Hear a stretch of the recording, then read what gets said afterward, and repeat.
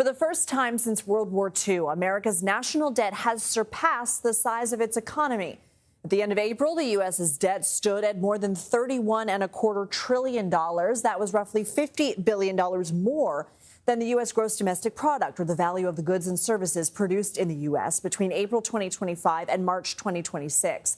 Joining us now is CBS News MoneyWatch Associate Managing Editor Aimee Picchi. Aimee, how does this happen and what's causing the surge? Yeah. Well, first of all, I'm going to point out this isn't anything new. This has been happening for a long time. If you look at the data over the years, it really started ramping up. The debt level started ramping up around the Great Recession. And so it's a combination of a few things, but primarily it comes down to we're spending more than we're taking in tax revenue.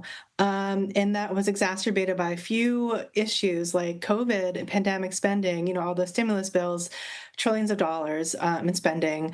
We also have an aging population, which means that we're spending a lot more on Medicare, Social Security, and that's also adding to it. And then we've had tax cuts as well. So if you're looking on the tax side, the revenue that's coming in has declined because of those tax cuts, but we're also spending more. So the combination of the two means, the debt's just getting bigger because we have to take out debt or issue debt to pay for all these programs.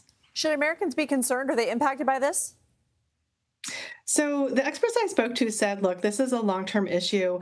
It's nothing that's going to cause a crisis tomorrow. But there was one word that a lot of experts are using for this is unsustainable. And they point out that if this doesn't change, it could lead to some consequences that wouldn't be great.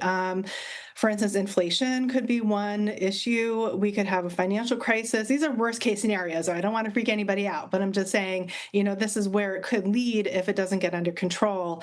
We're also spending a huge amount to finance the debt. We spend more on interest to pay our bondholders than we do on the defense or Medicare. So, the problem is if we issue more and more debt, we're paying more and more interest on that debt. And that means there's less money for programs like Medicare, Social Security, or, the defense. So that's an issue as well. So what needs to be done to reverse this? There are a lot of proposals out there. All the experts will say there really needs to be a bipartisan approach. There are two things you could do. One is rein in spending. So far, that hasn't been incredibly successful if you look at the budget over the years. The other thing is raise taxes. Americans, of course, do not like that idea.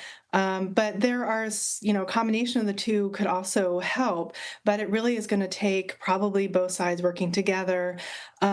At this point, that doesn't seem to be happening, but it's on the, people are talking about it and talking about, look, this isn't sustainable and there do need to be solutions.